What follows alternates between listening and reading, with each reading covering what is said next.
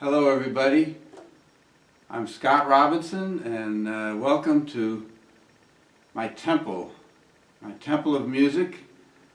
This is ScienSonic Laboratories, where I conduct all of my mysterious sonic research. Very honored to be here tonight to present to you some music by the great Charles Mingus.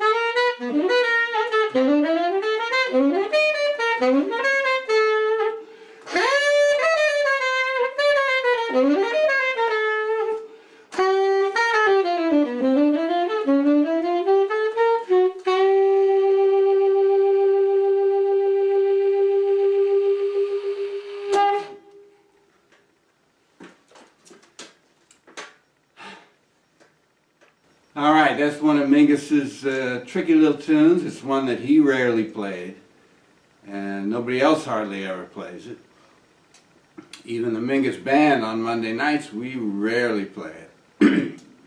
I'm not sure why. I really like the tune. It's called East Coasting. It's in this book, Charles Mingus, More Than a Fake Book, which Sue Mingus was kind enough to give me years ago. This is available on charlesmingus.com. And I spent a long time practicing out of this book, working through every note of it, listening to every tune, the recordings, and studying, taking notes, making a few little corrections, and it's a world of study, this music. It's kind of endless. I really want to tip my hat to Sue Mingus, who has created this kind of empire of all things Mingus, keeping this music alive, keeping it in the public ear. Very important work. And that work is carried on now by Sarah and Zach and Liz in the office, who are just working all the time on coming up with ways to keep this music alive and kicking, even during this crazy time we're living in now, where we can't play out live anymore. I've been very fortunate to be playing in these Mingus groups. There's several of them since the 1990s, off and on, and it's been an incredible experience. I've learned a great deal. I'm on a couple of the CDs.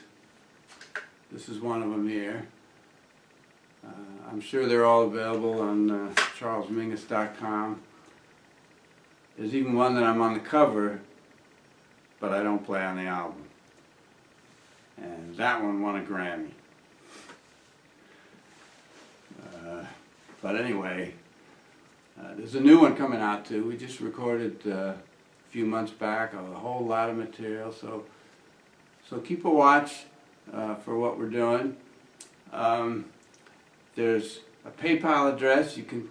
I'll put it up on the bottom of the screen for you, where you can donate tonight, which will help the Mingus organization and help me personally, and will help all of the musicians, because there's a pool there that goes to support these kinds of activities like what I'm doing right now. So we appreciate your help and support with that, because we can't perform or do anything now.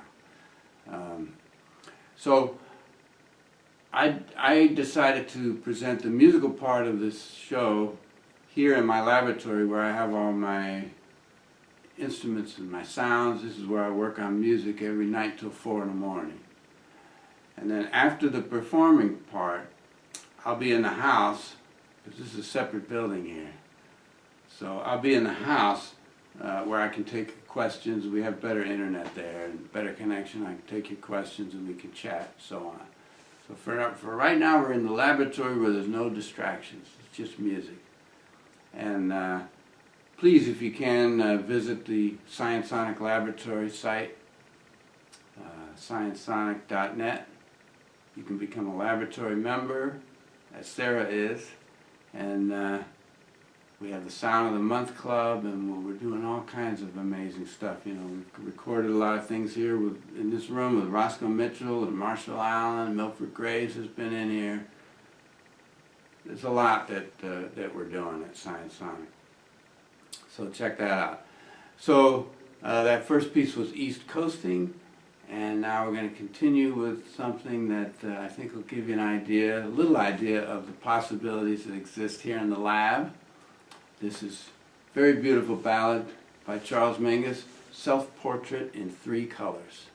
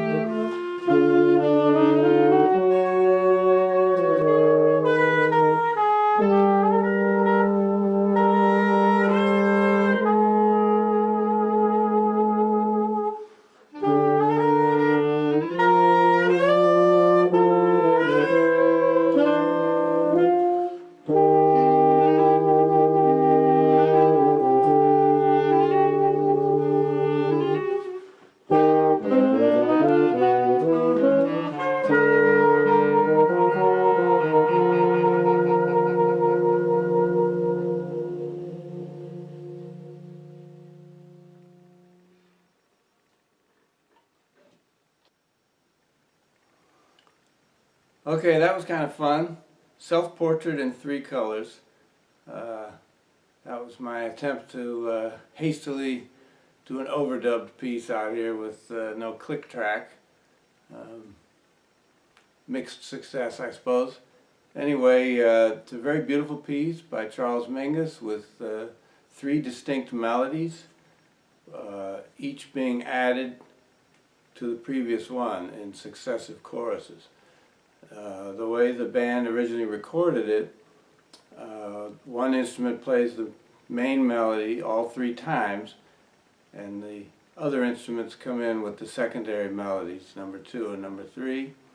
I decided to try a little differently where the main melody cycles through the 3 instruments.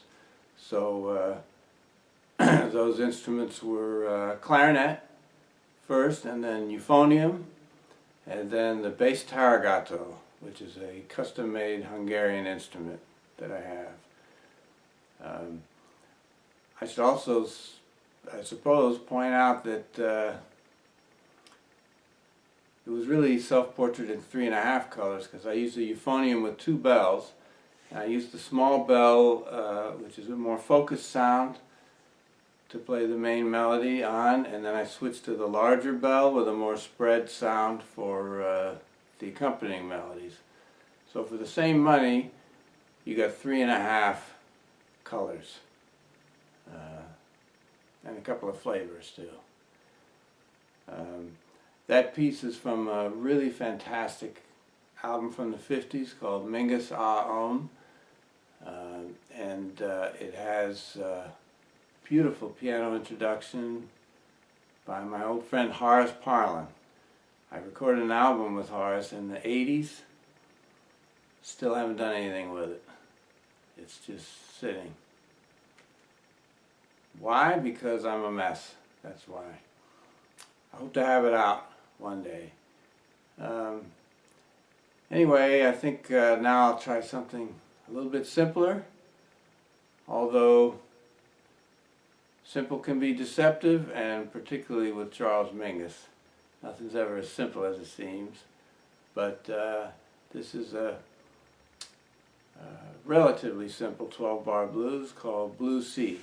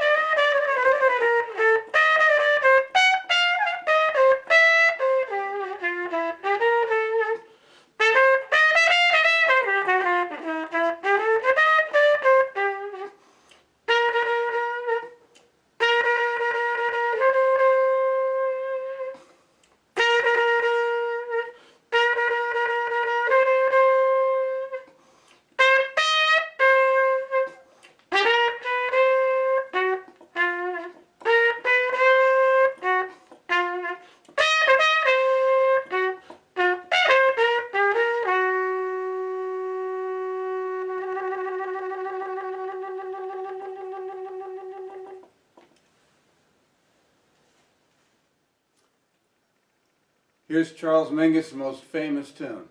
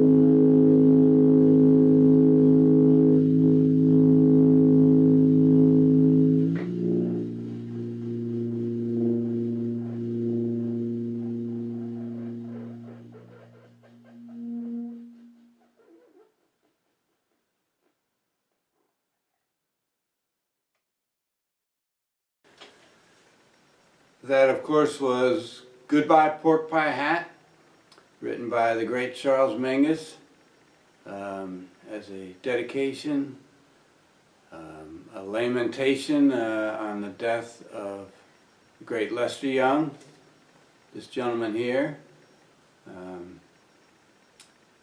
I take something like that seriously because my first record that I ever bought in my life was a Lester Young 78 RPM record that I got for 10 cents out of someone's basement, and it changed my life. A very important player. Mingus obviously understood the significance of this man who was supremely individualistic and came out in the 30s. His very first recording date was absolutely astonishing. And he paved the way for many, many players down the road who all played completely different from one another, but really came out of Lester Young's thing. So it's a very heartfelt tribute to Lester Young. Joni Mitchell wrote lyrics to it later on, but they don't have that much to do with Lester Young. When I play this piece, I always think about Lester Young and his music and what he stood for and what he gave us.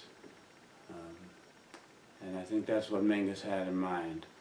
It's a very interesting composition because I always thought of it as a ballad, and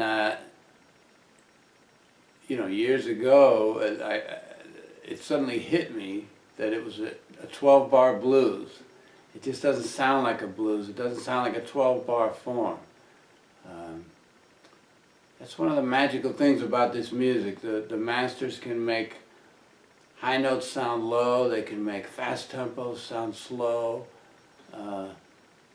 And somehow Mingus is able to make what seems like a 17-bar tune or something. It's really just a 12-bar blues when you sit down and look at it, but the way the phrasing is divided up, you could swear it's longer than that. It's very unusual. It's like one of those optical illusions. Which line is longer, you know, and this one seems way longer than that one until you measure it and you realize they're the same. And it's the context of it that makes it seem longer. It's a very fascinating tune. It's not easy to play because the structure of it is kind of not what you're used to on a regular 12-bar blues. Goodbye Pork Pie Hat for Lester Young. All right, thank you very much for being here for our Mingus Mondays show. Please stick around right after the music for the question and answer session. Appreciate you being here. And now I'm going to do something I've wanted to try for a very long time.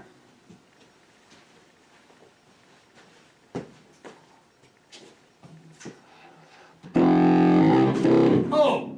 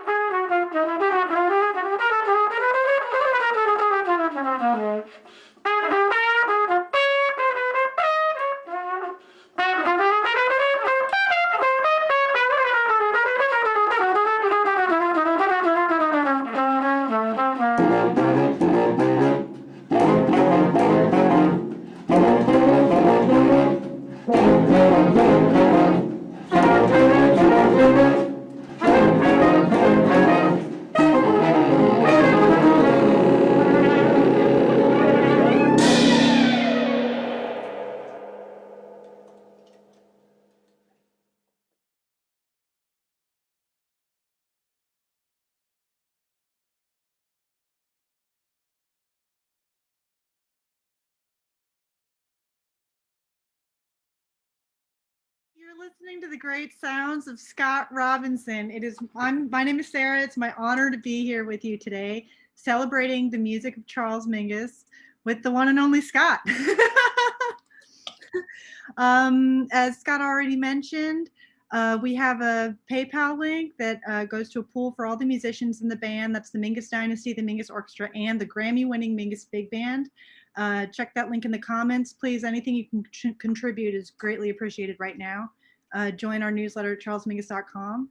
And we're going to take some questions. So if you have any inquiries for Scott, drop them in the comments. Well, to start us off, Scott, this is something I've been wondering watching you do this. I mean, this is just so exciting. Do you? I know you spend a lot of time with this music. Do you, and especially making this video, do you feel like Mingus music falls differently on different instruments, or you experience it in different ways? Well, you know, I generally play tenor in the Mingus bands most of the time. I used to play a lot more baritone, and I kind of got away from that. The tenor is home base for what I do. The other instruments are more for fun. I could never sit in the trumpet section of the band or something. I wouldn't survive. Tell you that. So, but you know, in doing a solo project like this, I have all of these instruments, and they're all sounds. Each one is a voice, and it's like a color, like self-portrait in 3 colors. You know, I chose 3 colors, 3.5 colors for that. So it's like a painter will have a lot of colors on their palette, and that's how I look at it. You know, it's not really for show, but I had a little fun with that, I have to admit. Yeah. So someone asked, do you approach Mingus music differently than other composers? No, music is always, you know, Mingus, as great as he was, isn't the real boss. The real boss is the music goddess, what I think of as the goddess of music. She knows what she wants, and that's what I'm trying to answer to all the time. So whether it's Mingus or anything else, I mean, Mingus listened to the goddess, you know, and she got what she needed to get out of him. So I want to be subservient to her wishes as well. And I want her to get out of me whatever she thinks she can use, you know. And she's very open-minded. She's a great boss to work for. So she finds a use for a lot of different things. And when you're feeling upset or even angry or something, that's all food for music. She says, yeah, give me some more. I know what to do with that. Give me some more of that, you know. So I always feel like I'm answering to that rather than Charles Mingus. However, we always need to approach music from a position of humbleness and respect. And that means respect for the composer. but every composition is an open door, you know. You can go into that room and you can find a way to make yourself comfortable. That, you know, if you can find yourself in there somewhere, then it's a good piece for you to play. But when I choose pieces to perform, I'm always listening. Am I in there somewhere? It's my being somewhere in there. If I can find myself in there and find a voice and hear a voice, then I want to play that piece. That's so interesting you describe it that way. I just heard James Newton the other day describe, I think he was saying it in reference to Mingus's tempos and styles, but he said the same, something similar, that Mingus's music is an open door that you can walk into, and a space, you know, where you move around the room. Yeah, yeah. I think of music sometimes as a place more than a thing. We had a couple requests, if you don't mind. Do you mind to identify some of the instruments you were playing in your video?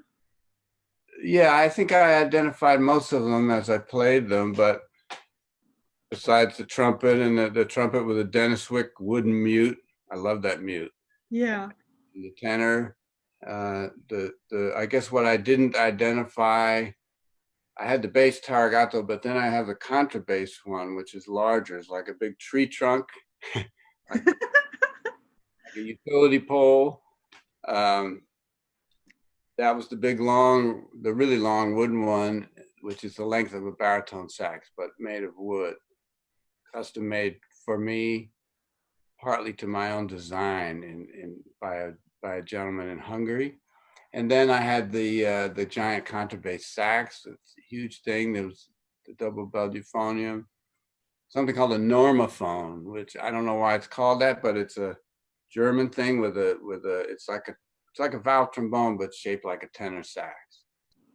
So I had that. I don't know. What else? Did I leave anything out? Slide trombone. Symbols. Very I don't play slide trombone.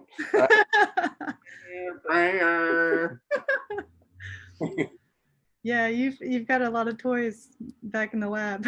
Too many toys to make. Yeah.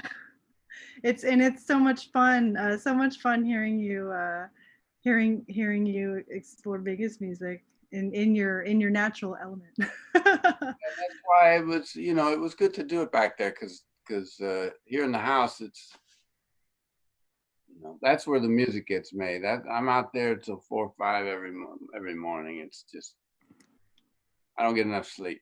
Yeah, yeah. We had a couple more questions about the instrument. Someone asked how you started working with the bass saxophone, the large, and that was amazing, by the way, Monin. But yeah, someone asked about the bass saxophone, how you started with that. Yeah. And the first time that you played slide trombone in public. I don't. Let's forget about slide trombone. Let us not speak of such things. Okay. There are people who really actually play that instrument, you know. Yeah. These things I use for what I can do with them, you know. They're tools. A woodworker may be more skilled with certain tools than others, you know. Yeah. Tools are only used for certain specific situations. So I use instruments like that for when I can, like I say, I could do that. Yeah. Another color on the palette. I wouldn't try to play East Coasting on that thing. I'd probably do that. What was the question again? Oh. The bass sax. Yeah. Well, the really big, tall one that's bigger than me is the contrabass sax. Very, very rare. Yeah. And the one I played, Pork Pie Hat, that's the bass sax, which is half the size of the really big one. And my high school had a bass sax, so I was Really? bass sax since I was a little kid. Like, Wow. really seriously playing it every day. You know, I used to lug it back and forth from school, and I've loved the bass sax since boyhood. Yeah. Amazing.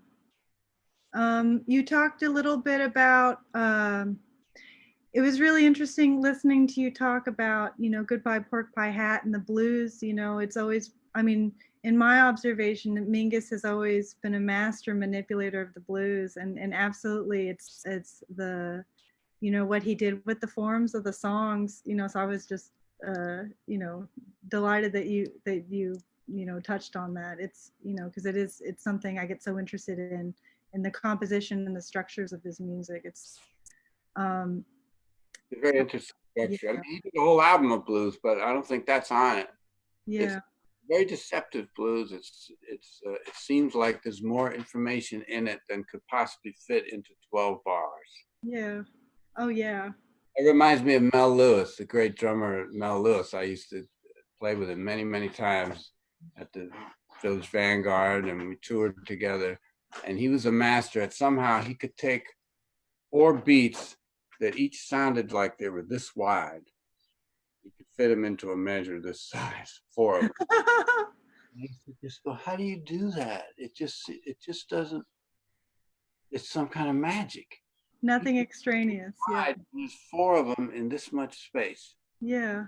Never figured. It just seemed like magic to me. But music has that magical. Music is a kind of a form of magic. It really is. Can you talk a little bit about, have you gained any inspiration from Mingus music as a composer of your own material? I thought you were going to ask me if I gained any weight. I think a lot of us have gained a little bit of weight lately. Oh, we're all guilty. I didn't notice. Have I gained anything as a composer? Has Mingus inspired you as a composer? Oh, of course. Your own projects. Mm-hmm. Yeah. I mean, his fearlessness. Yeah, yeah. He had many, many skills. He was a great bass player. He had a beautiful, natural, big round tone. He had a great sound on the instrument. And for all his faults, he was a very good band leader in his own way. I don't want to excuse some of the things that are known to have happened. Yeah, yeah. With a full personality. We need to remind ourselves that imperfect people make great art. That's important because right now we're in a time where I fear that we're in danger of losing cultural greatness because of the people who made it and their imperfections. We got to be careful we don't lose all the symphonies and all the movies and all the music and all the operas because 90% of it is made by very flawed people in certain ways. Mm-hmm. So, we had to separate the great art. It's bigger than people. It's bigger than any of us. Art. It comes from somewhere else, and that we need to cherish that and respect that. Yeah. So anyway, Mingus was a great leader despite his faults because he knew how to pick amazing musicians that brought his compositions to life, and they didn't play in the way that you would expect them all to play. And look at all the whole parade of incredible players he had through his band, just the saxophone players. So many unique voices, yeah. Eric Dolphy and Clifford Jordan did some great stuff. Kind of an unspoken player. He did some wonderful stuff with Mingus and of course Jack McLean. What he did, and there's a tenor player, not Bobby Jasper, Bobby Jones. Nobody knows anything about Bobby Jones. Mm-hmm. He's not great, and he's done a few Mingus things. Long hair guy. Nobody knows really whatever happened to him.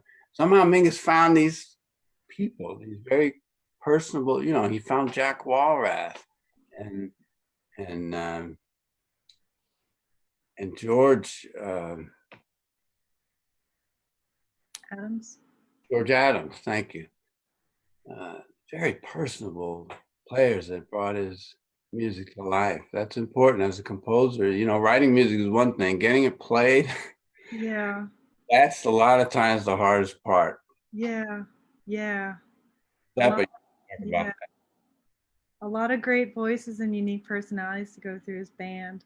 And I mean, I think that's tradition has continued. You know, Sue kept that going with the big band and the dynasty. I know you, I mean, you've been involved with the bands for a long time and have known a lot of, great folks like Kenny Drew Jr. Did you know in John Stubblefield? Yeah, that's how I started in the band. I started out in the '90s at Fez, Mm-hmm. subbing for John Stubblefield, and subbing for Stubblefield and Steve Slagle and Ronnie Cooper. So I played almost every sax chair in that band in those days, and I was just in awe of all these amazing players. Yeah. The trumpet, I'm like, who is this guy? From Russia. He's just playing. It's ridiculous what he plays. Yeah. That's where I met him. It's just incredible, the tradition of strong players still today coming through that band. I met Helen Sung from playing in the band, and she ended up playing in my band. She's on Yeah, she's on your record. record, yeah. I love that record. Of course, Dave Kakowski, I went to school with in the '70s. Yeah. I wasn't getting much until suddenly there he is in the Mingus thing, and we're doing that. So it's like, wow. Yeah. Yeah. We have a couple more questions. What are your thoughts on Mingus's ability to make political statements with his compositions and orchestrations? I figured the political angle would come up at some point. I've generally, other than this thing I recently did, 8 minutes, 46 seconds, I did a video on the bass saxophone. As soon as I heard that number, as soon as I saw what had happened, and before all before most of these demonstrations and things had gotten going, I made a response to that, and I put it out there, and I got a lot of beautiful reaction, and I also got some hate mail. Mm. That was my only foray into anything overtly political in music. I've generally stayed away from that. However, I respect someone like Mingus for why not say, okay, I have this power, I have this music, and this music reaches people, and if there's something that needs to be cried out about, why not? Because as I said before, music, everything is food for music. Everything, love, anger, nature, birds, stress, overwork, all of it is food for music. So why not, not just politics, but your beliefs about what's right and wrong. Mm-hmm. When I was a little kid, I heard Fables of Faubus, and it just knocked me out. I had never heard anything like it, and I had never heard anybody just yell like that. Yeah. And just call somebody out like this. It's an incredible thing. It's powerful, and yet there's humor in it too. And he's going, Daddy, give me a handful that are ridiculous, Daddy. And Danny rattles off all these names, Danny Richmond, and then he goes, why are they so sick and ridiculous, Danny? It's actually it reminds me of Jelly Roll Morton or something. Yeah. Sidewalk Blues. What are you doing in the road? Get out of the road. Yeah. Yeah. Sidewalk Blues. They used to do this kind of banter in music, jazz music in the 20s, and everybody kind of got away from that. So Mingus comes along. I mean, that's one of the great qualities of his music, is it kind of brings back a lot of what was great about the music of the 20s that we had kind of gotten away from. Collective improvisation, for example. I mean, on that thing Moaning, that's just me screwing around trying to keep the time together with no click track. Yeah. But in that piece, you hear the collective improvisation, it almost has a little bit of a New Orleans flavor there for a minute, going through that part. So he kind of brought some of that back, and he brought back some of the banter and shouting out encouragement and yelling at the other players and engaging them by name, while they're recording. Daddy, what about this and that? I like all that kind of stuff. Yeah, yeah. And another level of life to it. Yeah. No, why not? We have a couple questions that go together.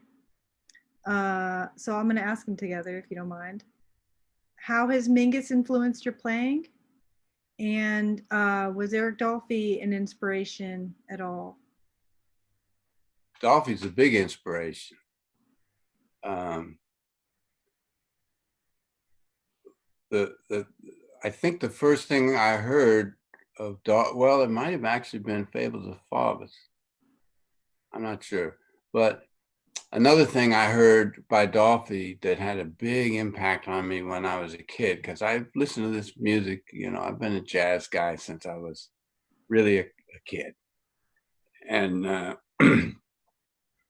there's this incredible solo Dolphy plays on a Max Roach thing called Mendacity. It's from, I guess it's from the Freedom Now suite, I think, or it's from one of those Max Roach suites, which is also political.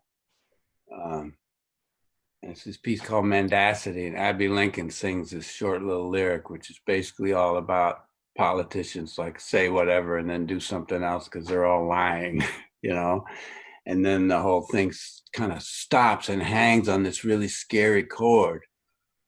And then Dolphy comes out of it, and it's just breathtaking. I'm going to cry talking about it. The first note that he plays, it's a note that just grabs you by the shoulders like this. And then he launches into this thing. Once he's got your attention, he just the music. You can feel it just come and grab you like this.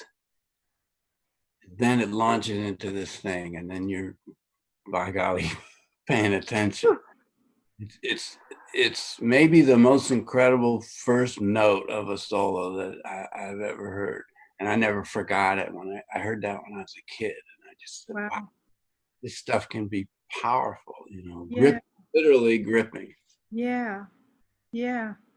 I'm missing live music right now, and that's the exact feeling. It's when you see this, it pulls you in. And Mingus music, has exploring Mingus music influenced your style at all, your improvisation style? Yeah, I mean, everything influences everything. Yeah. It's a very additive world I live in. Everything gets added, nothing gets taken away. Everything is food. Yeah, that's why it gets complicated. But Mingus music, I've been through phases with it. Like when I was a college student at Berklee College of Music, my roommate, who became a lifelong friend and colleague, Julian Thayer, he's a scientist now, he's Dr. Julian Thayer, but he's also a bass player, and we've done a lot of recording here in the lab. He's on ScienSonic Records and stuff. He showed up with the Mingus Changes album, Changes 1 and 2, which I didn't have. I had Mingus at Carnegie Hall and some other things, but he had those. We had very complimentary record collections. Yeah. Fun right from the start. He was my roommate. So, I absorbed that stuff, and those 2 Changes albums really had an effect on me. Yeah. And later on, of course, playing in the band, and I was forced to address this music much more seriously than I ever had. And when Sue gave me that the book, that fake book,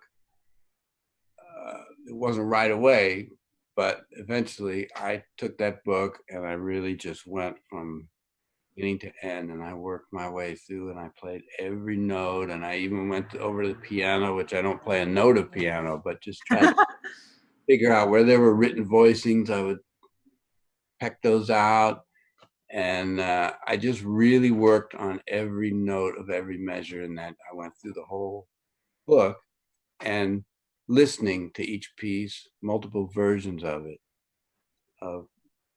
from Mingus recordings from different eras and stuff like that.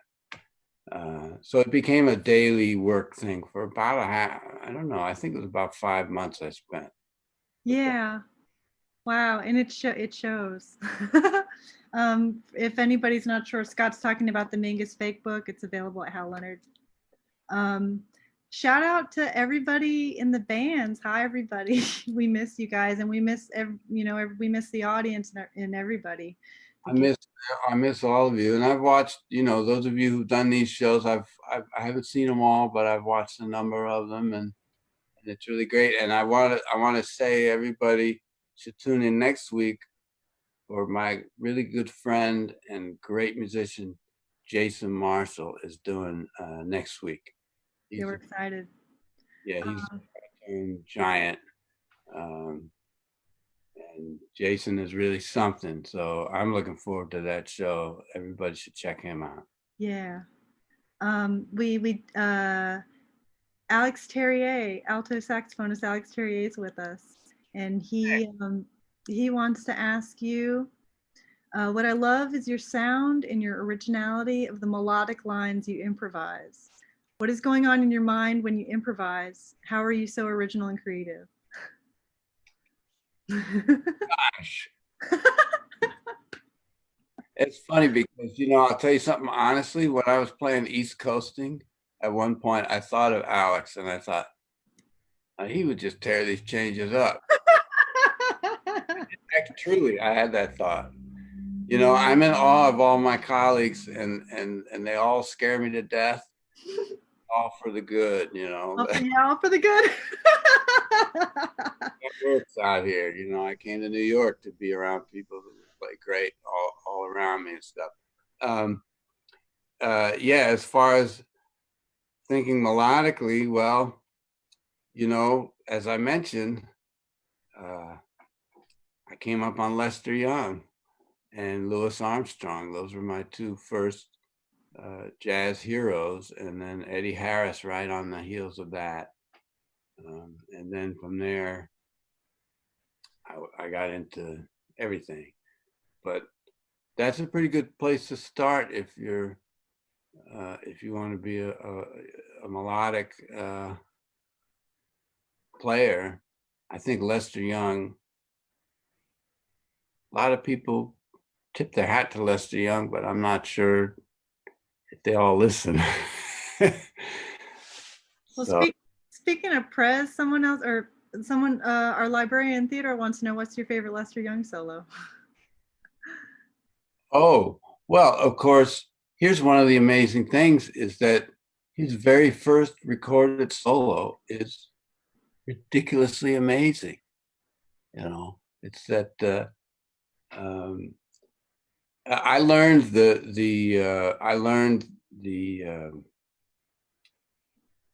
Lady Be Good solo in G, and Shoe Shine Boy. I mean, he started out just great. Not everybody does, some people work their way up, but he started out just amazing. And Armstrong the same way, his first recordings, just very, very, very, very powerful. Yeah. Well, we've got just a couple more. If anybody has any last questions, make sure you get them in. How do you manage to move so easily and confidently between so many different styles of jazz? You sound at home in all of them. Well, thank you. That's nice to hear. As I said before, you got to find yourself in the music. If you find yourself in the music, then there's a home for you there. You just got to go in and kind of ingratiate yourself, Yeah. As you're going into unfamiliar territory. You got to be a good traveler. Good travelers are people that can go all around the world, go to places they've never been, cultures they've never been in, language they don't speak, and somehow make it okay, you know, make other people relax about them. And you know, there's a gift to kind of finding your place in this situation and that situation. So in music, if you want to go beyond style, somebody asked before about style, and I don't think too much about styles. It's I think about music and finding a place in it that's respectful both to the music itself, to the place I'm visiting, and to my own self. If I go to someone's home, I want to be respectful of their home, and this is their place where they live, and I'm in their home. I don't want to just come in and throw stuff like I might do here. You know, I'm not going to throw my stuff in the corner. No, I'm in someone's home. I want to be respectful of that. But at the same time, I have to be myself. I'm not going to go in and act like something I'm not, so that so that they'll think I'm cool. I have to be myself. So balancing those two forces, that's what we do all the time in music. At least that's what I'm doing all the time in music. And that's how, if I'm able to find that balance, then I can be at home in a lot of different places without feeling that either the music or myself is being compromised or made subservient somehow. Does that make any sense? Yeah, it does. And you have to love it. If you travel well, you love people and you love places and you love cultures and you love foods and all of that, and you love different birds and you love things that are different. You get a kick out of not being home, finding a new home. So you need to have that ability to travel well and visit a lot of cool places in music. Yeah, you certainly are well traveled, and you and Sue both. I remember when she gave you the recommendation for Australia down to the bottom of the world. You gotta go down to the beginning of time. Yeah. And she's right. It was like going down to yeah, it was good. That was a good tip. Yeah. Someone asked, well, I'm going to rephrase this question, but was this your first time playing with yourself on Mingus music? Someone asked if you've ever attempted to play Don't Be Afraid, the Clown's Afraid Too by yourself. Well, I've never played that. You know, you asked before about confidence, and I didn't really answer that, but I'm a pretty insecure, scared person an awful lot of the time. And every time I go to a gig, I keep asking my wife, shouldn't this get easier at some point? You know, I still, you know, I go to the gig, like, what if I don't know the tunes, or what if my sound is no good? And it's just something that a lot of us, I guess, struggle with. Yeah. So, exploring inner and outer space. trying to do this thing, it was a lot of fun, but it was tough. I didn't have any click. Yeah. And all I was using was this little video camera, and I'm trying to overdub, but it's not a recording, it's not a mixer or anything. It was a little weird, but it was fun. Well, you surprised all of us. It's pleasantly, delightfully. Well, I think that brings us to the end of our audience questions. This might be a good time to ask about your hat. I've been waiting for somebody to ask about that. I only wear it for very special occasions. So. I know. No, thank you for asking, but this hat is something I wanted to do since I was in college. I said, what if you took reeds? You know, these are all reeds, saxophone and clarinet reeds. These are all tenor reeds up here. For those of you out there that don't know what a reed is, well, there's some around here somewhere, but it's just a little sliver of wood. It's what makes the sound. when you put it on the mouthpiece, this little sliver of wood creates the sound. And I'm sort of reverential about reeds because when you play an instrument, people think they're hearing the saxophone, you know, but what you're really hearing is the vibration of that little piece of wood. That's what actually creates the sound. And then the instrument shapes it and amplifies it. So all of these reeds, I've got piles of them because I don't throw any of them away, because to me, they're like artifacts. I've saved them all since I think I have nearly every reed I've ever played on. Wow. Wow. Some of my ride-on, you know, like, Yeah. I played in Paris with Chet Baker, you know, 1986 or something. I'll write this stuff on there. I got to play with Stanley Turrentine, you know, all these special events or recordings that I've done. So for years, I wanted to make this hat, and I finally did it for my record cover because I said, I'm doing an all tenor record for the first time, and I want to make that stupid hat I've been talking about for decades. And so I did it. I spent 2 weeks on it. It looks good. The album won Best New Release in Jazz Times. Yeah. It's a great album. I love it. So yeah, I'm kind of proud of the hat. Here you can see it's got all sizes of reeds in it. It's even got a double reed as a feather. Yeah, as a feather. It's that's a sousaphone reed made by Van Doren. It's one of the only, might be the only company that makes them. Wow. It was an engineering feat, especially trying to get the shape in the brim. I don't know if you can see, but it goes down in the front and up a little bit in the back. That wasn't easy, let me tell you. Wow. Well, Scott, this has been an honor. You know, this has just been great after listening to you in the big band, the Mingus Big Band, for so many years, and following your own music. It's so exciting for me to be here talking to you. And we all, I think I speak for everybody, but we all can't wait to hear the album with Horace Parlan. Well, thank you very much, and yeah, thank you for asking me to do this. I was really happy to do it, and as you can see, I kind of poured myself into it. I was up till 5 in the morning a couple nights there trying to put this thing together. And I also want to thank everybody who tunes in, because you know, we make this stuff, we create this music, and we put out these albums, and we do all this stuff. It goes out into the world. There's nobody on the other end. You know, like they say, crickets. So thank you for listening, everybody that listens to this music. And please, if you're not familiar with the original recordings of Charles Mingus, please go check them out. Go back and check out Charles Mingus. Yeah.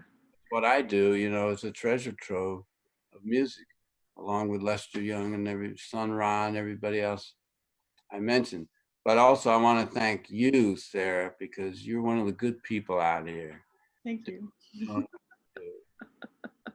Start that created this thing and has made a big impact out here. This music on little kids all around the world that are hip to this music now that never would have been.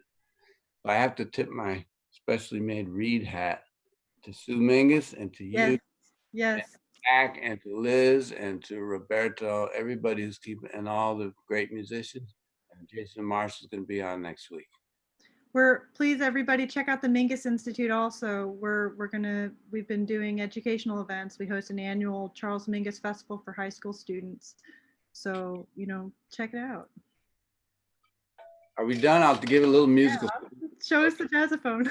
I'll give a musical sign off with one of my most ridiculous instruments.